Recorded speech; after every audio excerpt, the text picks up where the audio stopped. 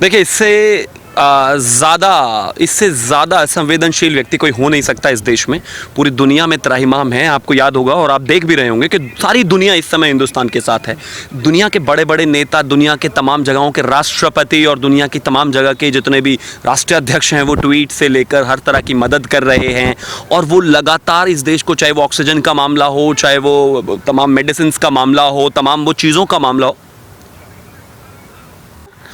चाहे वो किसी भी चीज़ का मामला हो, तो आपने देखा होगा कि पूरी दुनिया ने मदद की। लेकिन कैसा इंप्रेशन जाता होगा जब वो इन तस्वीरों को देखते होंगे और वो ये देखते होंगे कि हमारे हिंदुस्तान के सेंटर में, यानी कि दिल्ली में, कुछ इसी हिंदुस्तान के लोग जिनको हम सो कॉल्ड किसान नेता कह रहे हैं, वो लाखों में भीड़ इकट्ठा करके ला रहे हैं और भीड़ इकट्ठा करके लाने के बाद यहीं पर बैठ रहे हैं, हंगामा कर रहे हैं, आतंक मचा रहे हैं। क्या फ़ायदा यूनाइटेड स्टेट्स का इस देश को रॉ मटेरियल भेजने का? क्या फ़ायदा उनको ऑक्सीजन भेजने का? क्या फ़ायदा उनका कुछ भी भेजने का, जब इस तरह के व्यक्ति इसी देश में हैं और वो इस देश को अंदर से खोखला कर रहे हैं? आप मुझे एक चीज़ बताइए, क्या ये वायरस नहीं फैल रहा है? क्या कुंभ को जो सुपर स्प्रेडर बताया गया था, क्या ये अब सुपर स्प्रेडर नहीं है? क्या इसके अलावा आप मुझे एक चीज़ बताइए, दिल्ली में, हरियाणा में, पंजाब में जब ये लोग वापस गाँव में जाएंगे तो हालात कुछ ख़राब और बेहद ख़राब नहीं हो जाएंगे? लेकिन क्या इनको फ़र्क पड़ रहा है इस बात से? नहीं। मतलब जहाँ दुनिया आपके साथ है, वहाँ आपके अपने जिन्हें विभीषण नाम दें, आप इन्हें मीर जाफ़र नाम दें, आप इनको जयचंद नाम दें, ऐसे लोग आपके बच्चों को, माँ बाप को, आपको मारने पर तुले हैं। उन्हें कोई फ़र्क नहीं पड़ता, आप मर जाएं, आपका परिवार मर जाए, आपके बच्चे मर जाए, कोई भी मर जाए।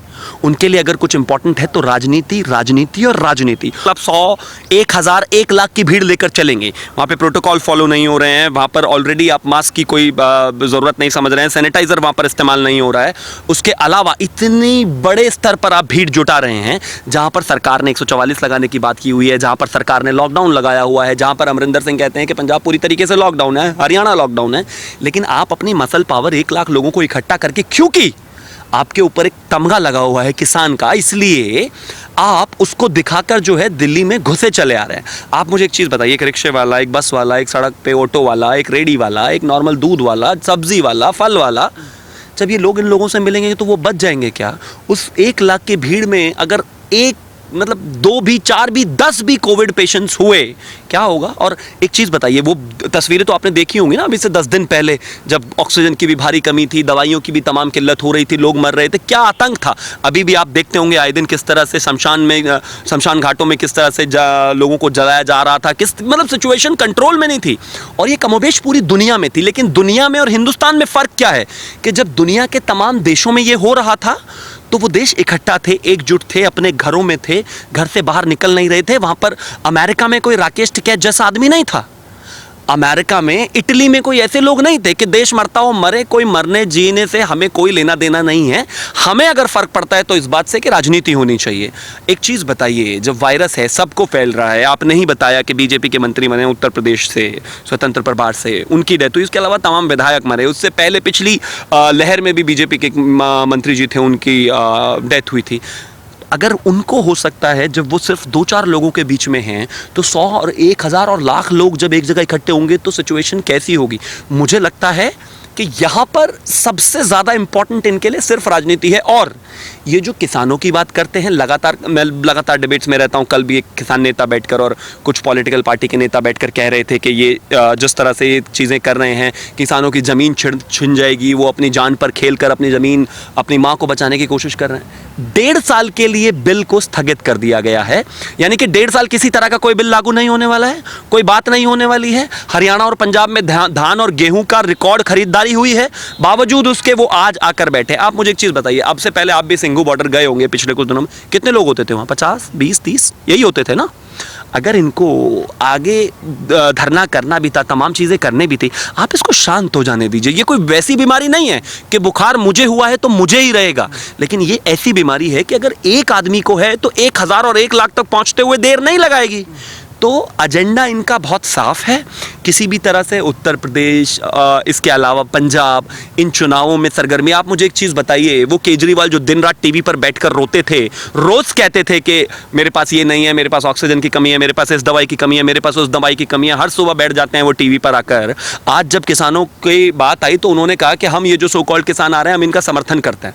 उनके लिए दिल्ली का कोई महत्व नहीं है, उनके लिए दिल्ली के लोग मरें, एक मरे चाहे सारे मर जाए, कोई फर्क नहीं पड़ता, क्योंकि उनको पता है कि उनको अगले साल और इसी साल के अंत में पंजाब में चुनाव लड़ना है। उनके लिए महत्वपूर्ण पंजाब है। कैप्टन अमरिंदर सिंह कहते हैं कि नहीं, मैं अपील करता हूं कि मत जाइए धरना स्थल पर। मत जाइए कहने की क्या ज़रूरत है? पुलिस आपके हाथ में है, लोग आपके हैं, आप उनके बीच में जाइए, उनको समझाइए और रोक दीजिए।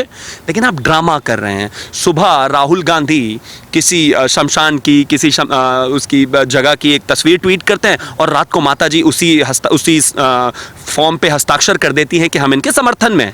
समर्थन का मतलब तो ये हुआ ना। मैं तो कहता हूं कि चाहे वो सोनिया गांधी हो, चाहे वो शरद पवार हो, चाहे वो उद्धव ठाकरे हो, चाहे वो अरविंद केजरीवाल हो, अगर इनको इस वायरस से इतना ही डर नहीं लगता और ये इतना ही समर्थन करने वाले हैं तो किसान आंदोलन में किसानों के बीच में जाकर बैठे, पता चल जाएगा। लेकिन जिस तरीके से कल ये लोग ब्लैक डे मना रहे हैं, कह रहे हैं कि अब राकेश टिकैत ने नई तारीख बता दिया, कह रहे हैं कि 22 मई 2024 को किसान आंदोलन खत्म हो जाएगा, मोदी जी चले जाएंगे। और वो तो सीधा सीधा मीडिया को भी टारगेट कर रहे हैं कि कुछ चैनल है जो किसान आंदोलन विरोधी है, हम उनका भी इलाज करेंगे। देखिए, सबसे इंपॉर्टेंट चीज ये है कि 22 मई 2024 को ऐसा हो सकता है कि कांग्रेस वालों ने राकेश टिकैत को एक लॉलीपॉप दे दिया हो कि हम आपको केंद्रीय मंत्री बना देंगे। हो सकता है तब तक के लिए आंदोलन चल रहा हो। तो जो लोग उनके साथ लगने की बात कर रहे हैं, जो उनके समर्थन में है, वो इस बात को समझें। या फिर दूसरी बात, कांग्रेस ने उनको ये कह दिया हो कि हम इसको नहीं लागू करेंगे, तो भी एक बात होती है। कांग्रेस तो वो पार्टी है जो इसको पहले लेकर आई थी, वो तो इसके समर्थन में पहले से ही थी ना। तमाम तरह की प्रोसीडिंग्स हैं, कितनी बार इंटरव्यू कर चुका हूं आपके साथ, तो आपको पता ही है जब उन्होंने कितनी बार कहा है फ्लोर ऑफ द हाउस खड़े होकर कि इस तरह के रिफॉर्म्स आने चाहिए। तो यहाँ पर जब राकेश टिकैत ये कहते हैं कि 22 मई 2024 तक मैं ये करूँगा, इसका मतलब साफ है, जो मैं बार बार आपको बोल रहा हूँ कि इनका एजेंडा कोई किसान बिल नहीं है। देखिए, एक चीज़ बताइए, 5 आदमियों में से एक आदमी किसान आंदोलन में आया घर से, वो यहाँ से कोरोना लेकर गया, अपने पूरे के पूरे घर को खतरे में डाल लिया। राकेश टिकैत को इस बात से कोई फर्क पड़ा? नहीं पड़ा। पूरा परिवार मर जाए तब भी फर्क नहीं पड़ा। कल परसों हिसार में किसान मर गया, उन्हें तब भी फर्क नहीं पड़ा। 10 और मर जाए, उन्हें नहीं फर्क पड़ेगा। वो तो वैक्सीन लगवा कर आ गए ना। आधे लोगों को पहले तो वैक्सीन लगाने नहीं दी। किसी के लिए बीजेपी की वैक्सीन थी, ये किसी के लिए बेकार वैक्सीन थी, किसी के लिए ट्रायल डेटा नहीं था 3rd फेज का। अब भाग भाग के चुप चुप करके जाकर वैक्सीन भी लगवा ली है। वो तो वैक्सीन वगैरह लगा के बैठकर पूरी तरीके से दुरुस्त है। लेकिन सर, जिस तरीके से भीड़ इकट्ठा हो रही है, सरकार किस बात का इंतजार कर रही है? अब तो मौका भी है, क्यों नहीं उठाती सरकार इनको? एक्शन क्यों नहीं लिया जा रहा? तक बात सरकार के एक्शन लेने की है, सरकार का स्टैंड बहुत क्लियर है। आप मुझे एक चीज बताइए, ये देश हमारे ही देश के लोग हैं, हमारे ही राज्यों के लोग हैं। हम सरकार लगातार इस चीज़ को कहती है कि कोई भी कठोर कदम उठाने से पहले, मैं मानता हूं कि चलिए इसमें किसान हैं और किसानों के अपने प्रॉब्लम्स हैं, तो उन प्रॉब्लम्स को इस कोविड काल के बाद भी बैठकर समझा जा सकता है ना। 12 दौर की बातचीत पहले भी हुई है ना, और भी आगे बातचीत हो सकती है। बातचीत के दरवाजे बंद नहीं है। लेकिन इस समय पूरी दुनिया का जहां चैलेंज और पूरी दुनिया का एजेंडा कोविड है, वहां पर सरकार का एजेंडा क्या होना चाहिए? भारत सरकार का कोविड ही होना चाहिए, और कोविड ही है। इस समय कोविड को निस्तारण करने के बाद आप आइएगा, फिर से एक कमेटी बनाकर बिठाकर चीज़ों को आगे सॉल्व किया जाएगा। और कानून लागू नहीं हुआ है अभी, तो इतना डरने की कोई ज़रूरत भी नहीं है। यहाँ पर महत्वपूर्ण बात यह है, सरकार कोई भी कठोर कदम उठाने से पहले, सरकार के पास पुलिस भी है, शासन भी है, सब कुछ है, प्रशासन भी है, मैं मानता हूँ। लेकिन हम कांग्रेस नहीं है कि एक संत जो कि दिल्ली में रामलीला मैदान में शांति से हंगामा कर रहे थे, और जब तो कोरोना भी नहीं था, रातों रात आए थे और लाठियां बांधकर लोगों को मारकर पीटकर उनको रातों रात भगा दिया था। याद होगा आपको बाबा रामदेव वाला एक आंदोलन। हम वो नहीं करना चाहते। इस देश में तो आप देख ही रहे होंगे, इस देश में तो अफजल गुरु से लेकर और तमाम लोगों के लिए 3-3 बजे कोर्ट खुले हैं। हमारे देश की यूनिवर्सिटीज़ में नारे लगे हैं। चलो कोई बात नहीं, वो आपका अधिकार है, आपका अधिकार आज भी है आंदोलन करने का, लेकिन ये समय सही नहीं है। और जब आप अपने घरों में बीमारी लेकर जाएंगे, फिर यही अमरिंदर सिंह और ये तमाम लोग छाती पीटते हुए नजर आएंगे, हमें ये नहीं मिल रहा, हमें वो नहीं मिल रहा, हमें ये दीजिए, हमें वो दीजिए, हमें वैक्सीन दीजिए, हमें ऑक्सीजन दीजिए, हमें दवाइयाँ दीजिए। लेकिन आज जब रोकथाम की बात है तो रोकथाम कर लीजिए ना। इंपॉर्टेंट ये है कि देश के खिलाफ एक नैरेटिव चलाने की कोशिश हो रही है, खासतौर पर इस सरकार के खिलाफ, कि 2024 तक कैसे भी करके इस सरकार को गिरा दो, क्योंकि बहुत सारे लोग हैं चाइना को 47 से लेकर अभी तक ज़मीनें देते आ रहे थे, कितनी सारी चीज़ें कर दी, राज्य अलग बना दिए, और इसके अलावा जम्मू कश्मीर को ऑलमोस्ट खो ही दिया था। वेस्ट बंगाल का हाल आपके सामने है, किस तरह से लोगों को पलायन करना पड़ रहा है और रेप और हत्याएं हो रही हैं। अगर यही हाल रहा था तो वो जो लॉबी जिसने 57-58 साल में इतना बड़ा अपना राज्य और साम्राज्य खड़ा किया था और एक परिवार अपने आप को रॉयल फैमिली और फर्स्ट फैमिली मानता था, आज उनकी सत्ता नहीं मिल रही है उनको, तो वो अंतर्राष्ट्रीय साजिश के तहत कैसे भी करके इस देश को अनस्टेबल करने की कोशिश करेंगे। लेकिन ये वो सरकार है जिसने सारी चीज़ों को सॉल्व किया है, हम इसको भी सॉल्व करेंगे, कोई भी इस तरह की भूल ना करे। लेकिन फिर भी गुजारिश यही रहेगी कि अभी इस समय इस देश के लिए पहली प्राथमिकता और देशवासियों के लिए पहली प्राथमिकता सिर्फ और सिर्फ कोरोना होना चाहिए। अच्छा, एक आखिरी सवाल ये है, आपने देखा होगा जिस तरीके से राकेश टिकैत हरियाणा में जा रहे हैं, भीड़ इकट्ठी कर रहे हैं, पंजाब में जाते हैं वहाँ भी भीड़ इकट्ठा कर लेते हैं।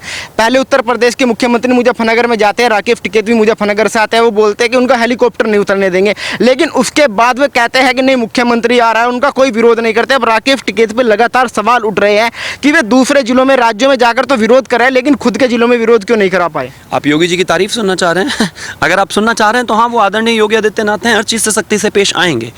इंपॉर्टेंट चीज़ है, आपको एक चीज़ देखनी पड़ेगी कि राकेश टिकैत का बैकग्राउंड तो किसी को बताने की ज़रूरत नहीं है। ये उसी उत्तर प्रदेश में 6-6, 7-7 हज़ार वोट लेके जमानत जब्त करा के गए थे, तो इनका खुद का आधार, इनका खुद का गांव, इनका खुद का प्रदेश में, खुद वेस्टर्न यूपी की अगर मैं खास तौर की बात करूं तो अगर स्तर होता तो आपको सबको सामने वोट में निकल के आ जाता।